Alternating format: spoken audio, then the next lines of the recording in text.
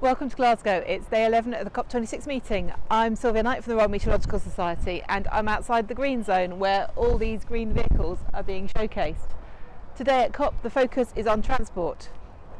International shipping is one of the problem areas that is not currently covered by the Paris Agreement. It's currently responsible for around 2.5% of emissions, more than twice the UK's emissions, and the shipping emissions are growing. But there are existing cost-effective technologies which could reduce emissions from shipping. Shipping is regulated by the International Maritime Organization, and it can be particularly hard for individual countries to implement greenhouse gas reducing policies. Flying, aviation, is another problem area which currently produces around the same amount of greenhouse gas emissions as shipping. Most of its emissions are in international airspace, so which country do they belong to?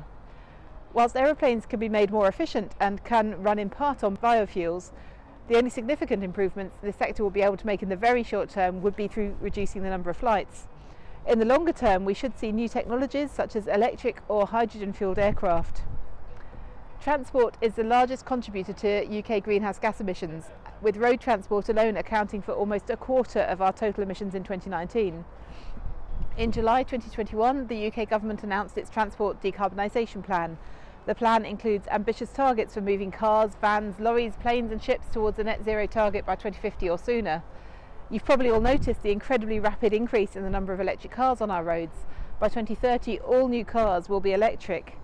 To reach the net zero target, the electricity that's charging them will need to be coming exclusively from renewable or nuclear power. We welcomed little Amal to COP26 yesterday, the beautiful giant puppet who has walked from Syria to COP26, representing all the young refugees who have attempted the journey. She stood alongside young people and embodied and expressed the urgent need to take action to shape a better future. She was also drawing attention to the number of refugees climate change will produce, directly through the impact of extreme weather and indirectly through conflict over access to water and to land.